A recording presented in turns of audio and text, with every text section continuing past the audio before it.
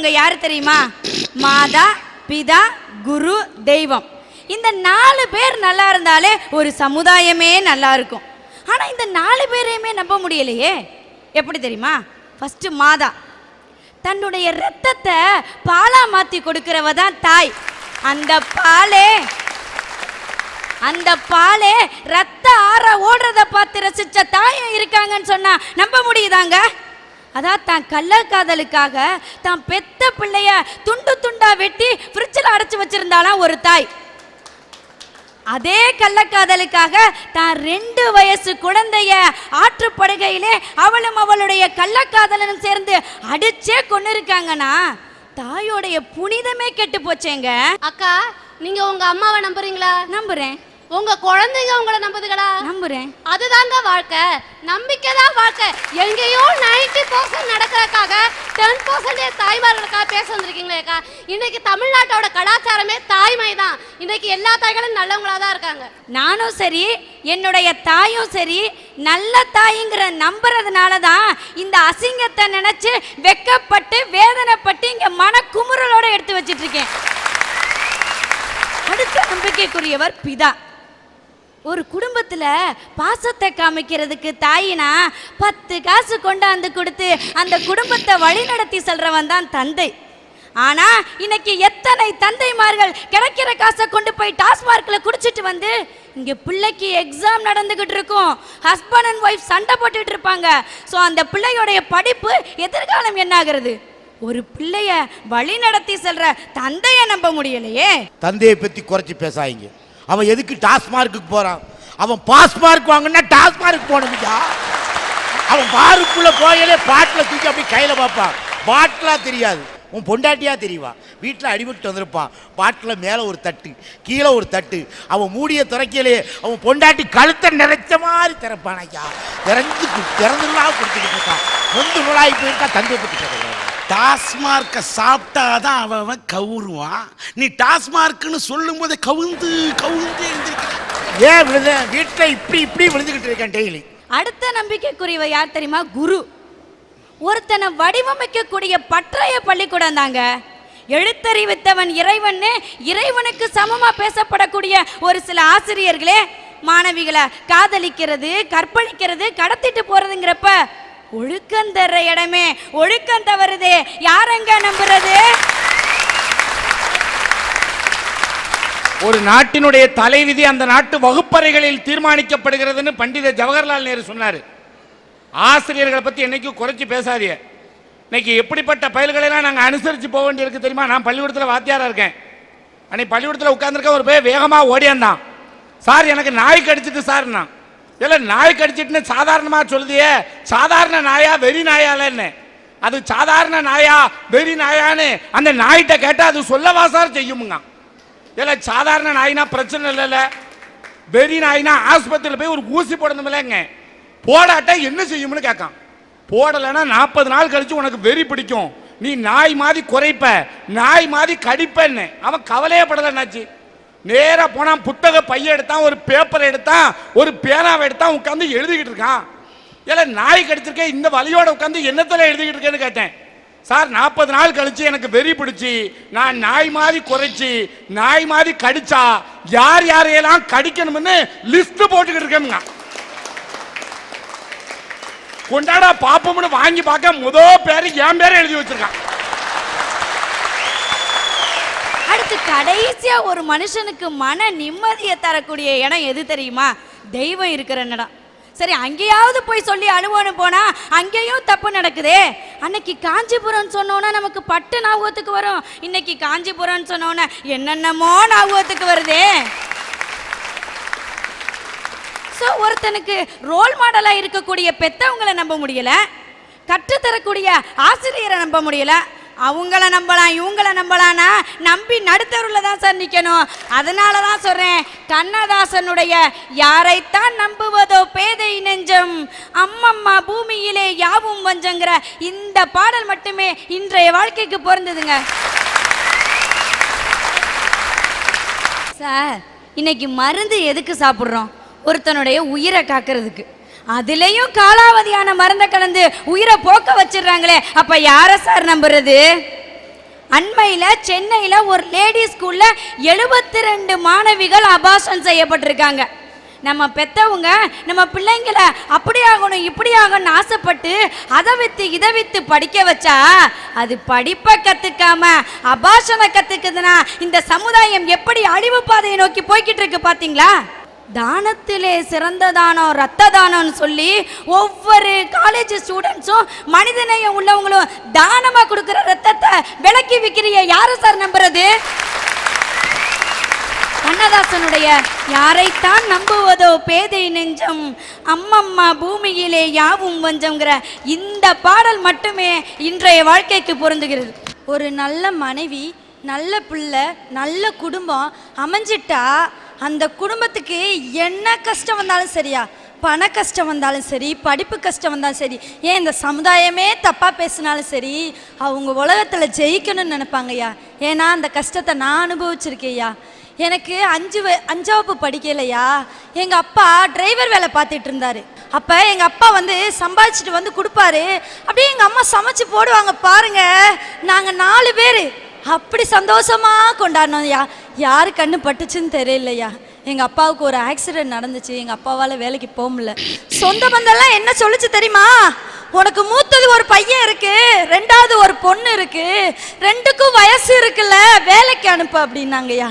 அந்த இடத்துல எங்கள் அப்பா ஒரு நல்ல தகப்பனா இருக்கணும்னு சொல்லி எங்கள் அப்பா வந்து புதுசாக ஒரு தொழிலை நான் கற்றுக்கிருவேன், ஏன்னா எனக்குன்னு ஒரு பொண்டாட்டி இருக்குதா, அவளுக்கு நான் நல்ல கணவனா இருக்கணும்னு நினைச்சாரு. எனக்குன்னு 4 பிள்ளைங்க இருக்குது, அதுக்கு நல்ல தகப்பனா இருக்கணும்னு நினைச்சாரு. தையல் வேலையை கத்துக்கிட்டாருங்க.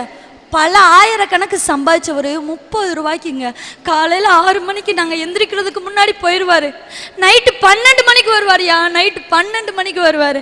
வந்து எங்கள் காலடியில் உட்காந்துட்டு சொல்லுவார், என் புள்ள மூத்த மகன் பெரிய லெக்சரர் ஆயிடுவான், என் 2வது பிள்ளை கலெக்டர் ஆயிடுவான், என் 3வது பிள்ளை டாக்டர் ஆயிரும், என் 4வது பையன் இன்ஜினியர் ஆயிரும்னு சொன்னாரியா. எங்கள் அப்பா பணம் அதிகமாக கொண்டு வந்தப்ப எங்கள் அம்மா நடத்தின வாழ்க்கை, எங்கள் அப்பா பணம் கொண்டு வராதப்ப நடத்தினாங்கய்யா. ஏன்னா 30 ரூபா கொண்டு வந்து கொடுப்பாங்க எங்கள் அப்பா. கொடுத்த உடனே மறுநாள் காசு வருமா வராதான்னு எங்கள் அம்மாவுக்கு தெரியாது. ஆனால் என்ன பண்ணுவாங்கன்னா அந்த காசில் வந்த சாப்பாடை செஞ்சு, ஏங்க நீங்கள் முதல்ல சாப்பிடுங்க, பிள்ளைங்களும் சாப்பிடட்டுங்கன்னு சட்டியில் சோறு இருக்காதுங்க, எங்கள் அம்மா தண்ணியை குடிச்சிட்டு படுப்பாங்க. அந்த இதுக்காண்டி தான் நான் முடிவு பண்ணேன், எங்கள் அண்ணன் முடிவு பண்ணான். எங்கள் அண்ணன் செருப்பு கடையில் கஷ்டத்துக்கு காரணமாக எங்கள் அப்பாவுக்கு ஒரு சப்போர்ட்டாக இருக்கணும்னு செருப்பு கடையில் வெறும் 5 ரூபாய்க்கு வேலை பார்த்தாங்க. வெறும் 5 ரூபாய்க்கு. நான் சும்மா இல்லைங்க, எனக்காண்டி எங்கள் அப்பா கஷ்டப்படுறாருல, நானும் கஷ்டப்படணும்னு ஒரு பொண்ணு சாதாரணமாக எத்தனை படிக்கையில் வேலைக்கு போகலாம், 6 படிக்கையில் கல்குவாரிக்கு வேலைக்கு போனேயா. கல்குவாரிக்கு 6 படிக்கையில் அந்த வேலைக்கு போன இடத்துல எனக்கு அந்த வேலை வேணான்னுட்டு தீப்டி ஆஃபீஸ் வேலை போனேன். தீப்டி ஆஃபீஸில் வர காசை வச்சு கொஞ்சம் படித்து அதுக்கப்புறம் வந்து நான் டெய்லி நைட்டு அக்கௌண்ட் ஒர்க் பார்ப்பேன். நான் அதுக்காண்டியே அக்கௌண்ட் குரூப் எடுத்தேன், அக்கௌண்ட்ஸ் குரூப் எடுத்தேன், அக்கௌண்ட் ஒர்க் பார்த்தேன். எங்கள் குரூப்லேயே நான் தான் +2ல் நம்பர் 1 வந்தேயா. சார், ஒரு குடிசையில் இருந்துட்டு கூழ் கஞ்சி குடித்தாலும் மாளிகையில் இருந்த மாதிரி உணர்ந்தோம். ஏன்னா எனக்கு நல்ல தாய் கிடைச்சாங்க, நல்ல தகப்பன் கிடைச்சாங்க, நல்ல உறவுகள் கிடைச்சதுயா, நல்ல உறவுகள் கிடைச்சது. அப்படிப்பட்ட அப்பாவோட பேச்சை கேட்டதுனால தான் இன்னைக்கு எங்க அண்ணன் ஒரு லெக்சரரா இருக்காருயா. இன்னைக்கு நான் எங்க அப்பாவுக்கு கஷ்டம் கொடுக்க கூடாதுன்னு நினைச்சதுனால தான் நானே வேலை பார்த்து பிஎல் படிச்சுக்கிட்டு இருக்கேன்யா. IAS கோச்சிங் சென்டர் போயிட்டு இருக்கேன்.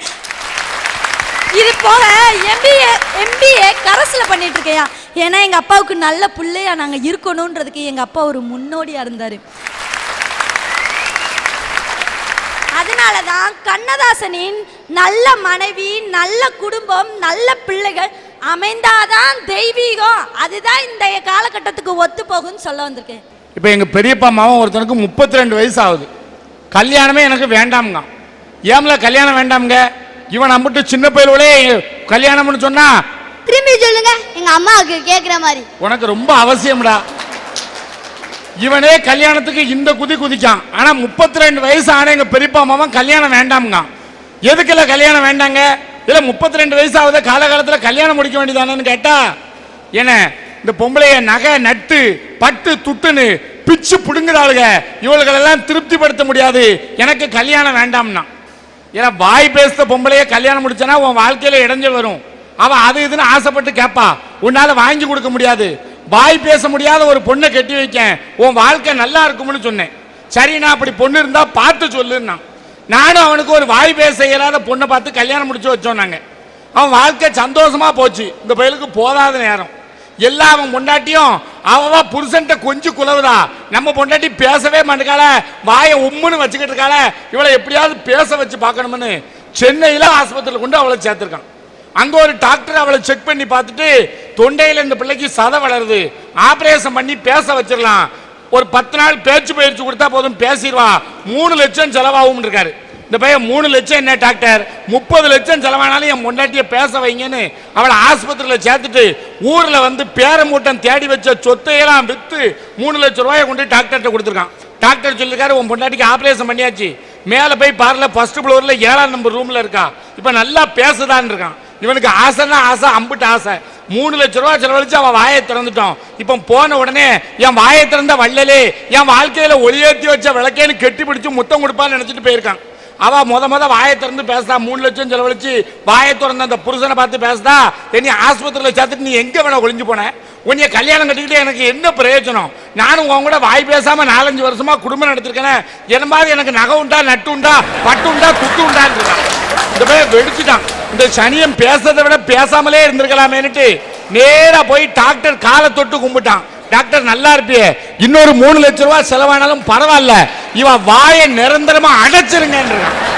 இப்ப டாக்டர் கேட்டிருக்காரு, இல்ல நீ நினைச்ச உடனே திறக்கிறதுக்கும் நினைச்ச உடனே அடைக்கிறதுக்கும் இது என்ன வாயா இல்ல வயக்காட்டு வாமடையால, நீ திறக்க சொல்லும் போதெல்லாம் திறக்கிறதுக்கும் அடைக்க சொல்லும் போதெல்லாம் அடைக்கிறதுக்கும் இந்த பிரச்சனையை தீர்க்கிறதுக்கு ஒரே ஒரு வழி தமிழ இருக்கு, உன் காதை வேணா செவிடாக்கு தமிழ இருக்க, அப்படியாவது செய்யுங்க டாக்டர், புண்ணியமா வேணும்.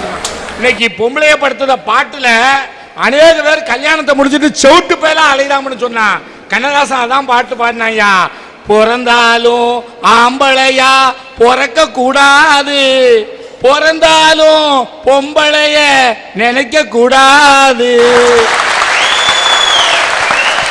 வாழ நினைத்தால் வாழலாம், வழியா இல்லை பூமியில். கவிஞர் கண்ணதாசனின் இந்த வார்த்தைகளுக்கு ஒரு வடிவம் கொடுத்தா அது நான் தாங்க. ஐயா, 8வது படிக்கிற வரைக்கும் நானும் ரொம்ப சந்தோஷமான வாழ்க்கை தாங்க வாழ்ந்தேன். அம்மா, அப்பா, அண்ணன், தம்பின்னு ஒரு அன்பான குடும்பம். படிப்பு, டான்ஸு, பேச்சுன்னு எல்லாத்துலேயும் முதலாவதாக வருவேன். பள்ளி மாணவ தலைவியாக இருந்தேன். சிட்டுக்குருவி மாதிரி துருன்னு இருப்பேங்க. ரொம்ப சந்தோஷமான நாட்கள். 9வது வந்தேன். என் வாழ்க்கையவே புரட்டி போட்டுடுச்சுங்க. எங்கள் அம்மா ஒரு இருதய நோயாளி. 15 வருஷத்துக்கு முன்னாடியே எங்கள் அம்மாவுக்கு ஹார்ட் ஆப்ரேஷன் செஞ்சுருக்காங்க அப்படிங்கிற உண்மை தெரிஞ்சு உலகமே இருண்டு போன மாதிரி இருந்துச்சுங்க. எங்கள் அம்மாவை பாண்டிச்சேரி ஆஸ்பத்திரியில் சேர்த்தோம். அங்கே உடனே ஆப்ரேஷன் செஞ்சாதான் காப்பாற்ற முடியும்னு சொல்லிட்டாங்க. ஆப்ரேஷன் செஞ்சாங்க, ஆனால் அதில் ஒரு தப்பு பண்ணிட்டாங்க. எங்கள் அம்மாவுடைய வாழ்வையே விரிவுபடுத்தி வச்சுட்டாங்க. கொஞ்ச நாளையிலேயே அந்த வாழ்வு சுருங்க ஆரம்பிச்சிடுச்சு. எங்கள் அம்மாவால் மூச்சு விட முடியாது. அப்படியே ஹார்ட் வேகமாக துடிக்கும், நீர் இறங்காது, வயிறு வெங்கிக்கும், கால் வெங்கிக்கும். சாப்பிட்ற சாப்பாடு உள்ளே போகையிலே அப்படியே வெளியில் வரும்.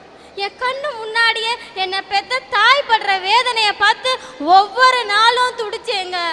அப்போ நான் 10வது படித்தேன். 10வதுல 429 மார்க் வாங்கினேன்.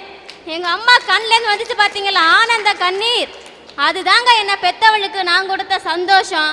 எங்கள் அம்மாவுடைய உடல்நிலை ரொம்ப மோசமாயிடுச்சு. சென்னை ஆஸ்பத்திரியில் கொண்டே காமிச்சோம். செயற்கை வாழ்வு பொறுத்துனாதான் உயிர் வாழ முடியும்னு சொல்லிட்டாங்க. அன்னைக்கு ராத்திரி மணி 10:15 இருக்கும். அந்த வார்டே ரொம்ப பரபரப்பாக இருந்துச்சு. டாக்டர், நர்ஸ் எல்லாரும் ரொம்ப வேகமாக போயிட்டு வந்துட்டு இருந்தாங்க. என் அம்மா இந்த உலகத்தை விட்டு போயிட்டாங்களே, அழுதேன், கதர்னு. ஐயா, ஒரு பெண்ணுக்கு தன் உடம்புல ஏற்பட மாற்றத்தை கூட தன் தாய்கிட்ட சொல்ல முடியாத நிலைமை. கொடுமையில் கொடுமை, இளமையில் வறுமை, அதை விட கொடுமை ஒரு இளம்பெண் தாய் இல்லாமல் இருக்கிறதுங்க. எனக்கு கூட பிறந்த சகோதரிங்க கிடையாது, எங்கள் அம்மா கூட பிறந்த சகோதரிங்களும் கிடையாது. அப்படியே ரோட்டில் ஒரு தாயும் பிள்ளையும் கையை பிடிச்சிட்டு போகிறத பார்க்கும்போது மனசு வலிக்கும். அம்மா ஏம்மா என்னை தனியா விட்டுட்டு போன? அழுவேன் ஒவ்வொரு நாளும். ஒரு தாயில்லா பிள்ளையா அத்தனை துன்பங்களையும் அனுபவிச்சு இன்னைக்கும் ஒரு பெண்ணா என் வாழ்க்கைய வாழ்ந்துகிட்டு இருக்கேங்க. எங்க அம்மாவுடைய ஆசை எங்களுக்குன்னு சொந்தமா ஒரு வீடு கட்டணுங்கிறது. எங்க அம்மாவுடைய ஆசையை நிறைவேற்றணுங்கிறதுக்காக எங்க அண்ணன் மலேசியா நாட்டுக்கு வேலைக்கு போனாங்க. எனக்கும் கல்யாணம் ஆயிடுச்சு. எங்க அண்ணன் சொன்னான், தங்கச்சி நீ இன்னும் படிக்கணுமா, நான் சம்பாதிச்சு பணம் அனுப்புறேன் தங்கச்சி நீ படிமான்னு சொன்னாங்க. ஒரு நாள் அதிகாலை 4 மணி இருக்கும், ஒரு ஃபோன் கால் வந்துச்சு. ஐயோ என் இதயத்தையே அறுத்து வீசலாம் போல இருந்துச்சுங்க அந்த செய்தி. என் பிறந்தவன் அந்த மலேசியா நாட்டில் தீக்கிரையாகி இறந்து போயிட்டாங்கிற செய்தியை கேட்டு துடிச்சு. என்னுடைய உறவுகள் ஒவ்வொன்றா என்னை விட்டு போகும்போது எப்படி இருந்துச்சு தெரியுங்களா? அப்படியே என் உடம்புல இருந்து துடிக்க துடிக்க ஒவ்வொரு அங்கங்களும் அறுத்து எறிகிற மாதிரி ஒரு ரண வேதனையை அனுபவிச்சேங்க. அந்த மலேசியா நாட்டை பொறுத்த வரைக்கும் எங்கள் அண்ணனுடைய இழப்பு ஒரு உயிரிழப்பு. ஆனால் எங்கள் அப்பாவுடைய 25 வருஷம் உழைப்போட முதலீடுங்க எங்கள் அண்ணன். தன் குடும்பத்தோட மூத்த பிள்ளைய நம்ம ஆளாக்கணும்னா அவன் மற்ற 2 பிள்ளைங்களையும் காப்பாற்றுவான். தன் குடும்பத்துக்கு ஆணிவேரா இருப்பான்னு நினைச்சாங்களே எங்கள் அப்பா. எங்கள் அப்பாவுடைய கனவே இங்கே கருகி போச்சே. அன்னைக்கு வச்சேங்க என் மனசில் வைராக்கியம், நீ அழுகக்கூடாதுன்னு. எங்கள் அண்ணனுடைய காரியம் 16ஆவது நாள் காரியம் முடிஞ்சு 17ஆவது நாளே போய் டீச்சர் ட்ரைனிங்கில் சேர்ந்தேங்க. நான் புதுக்கோட்டை பக்கத்தில் மழையிருங்கிற கிராமம். எங்கள் ஊர்லேருந்து காலேஜுக்கு போகிறதுக்கு ஒரு நாளைக்கு 2 மணி நேரம் பஸ் ட்ராவல்லே போயிடும். எங்கள் குடும்பம் ஒரு கூட்டு குடும்பம், விவசாய குடும்பம். எனக்கு 10 மாத கை குழந்தை. என் 10 மாத குழந்தைய கவனிச்சுக்கிட்டு 10 பேருக்கு சோறாக்கி வச்சுட்டு தினமும் பஸ்ஸை பிடிச்சி காலேஜுக்கு போய் படித்து 1012 மார்க் வாங்கி எங்கள் இன்ஸ்டியூட்லேயே முதலாவது வந்தேங்க. எனக்கு 2வது குழந்தையும் கருத்தரிச்சுது. எங்கள் வீட்டுக்கார் சொன்னாங்க, நீ இன்னும் மேலே படித்தாதாம்மா இது வரைக்கும் படித்த படிப்புக்கு ஒரு அர்த்தம் இருக்குன்னு. உடனே பிஎட்டுக்கு அப்ளிகேஷன் போட்டேங்க. பேங்க் லோனுக்கும் அப்ளை பண்ணேன், பேங்க் லோனும் கிடச்சிது. ஆனால் என் உடல்நிலை மோசமாயிடுச்சு. ஒரு சின்ன வெயிட்டை தூக்குனா கூட ப்ளீடிங் ஆகும். டாக்டர் சொன்னாங்க, உனக்கு ப்ளசண்டாக ப்ரீவியஸாக இருக்குது, இப்படி ப்ளீடிங் ஆகிட்டே இருக்குது. இந்த நிலமையில நீ பஸ் ஏறி போய் படிச்சினா உன் உயிருக்கே ஆபத்தாக போயிடும். நீ படிக்கிறதெல்லாம் விட்டுட்டு பிள்ளைய நல்லபடியாக பெத்தடுமான்னு. ஆனால் இந்த பேங்க் லோன் எனக்கு ஒரு அரிய வாய்ப்பு. இந்த வாய்ப்பை விட்டேன்னா இனி எனக்கு கிடைக்காது. என்னால் படிக்க முடியும்னு படித்தேன். 965 மார்க் வாங்கி பிஎட்லையும் பாஸ் பண்ணேங்க. இப்போவும் நான் படிச்சுக்கிட்டே தான் இருக்கேன். எம்எஸ்சி செகண்ட் இயர் படிச்சுக்கிட்டு தாங்க இருக்கேன். என் வாழ்க்கையில் எனக்கு வந்த துன்பங்கள், தோல்விகள், இழப்புகள், அவமானங்கள் எல்லாத்தையுமே பாதையாக்கி அதில் முன்னேறி போய்கிட்டு இருக்கேன் வெற்றியை நோக்கி. ஏன்னா என்னுடைய ஒவ்வொரு உறவுகளையும் இழக்கும்போது என் தன்னம்பிக்கையை வளர்த்துக்கிட்டேங்க. ஒரே நிமிஷத்தில் அம்மா அப்பா அண்ணன் தம்பின்னு உறவுகளோட வாழ்ந்தவனை அனாதையா மாத்தினுச்சே சுனாமி. அந்த சுனாமிக்குள்ள பவர் உனக்குள்ள இருக்கு. அந்த அழிவு சக்திக்கே அவ்வளவு பவர் இருக்கும்போது மனிதனான நீ ஒரு ஆக்க சக்தி. உன்னால இந்த உலகத்தையே புரட்டி போட முடியும். உன் வாழ்க்கைய வாழ முடியாது. வாழ்ந்து பாரியா, உன் வாழ்க்கை உன் கையில்.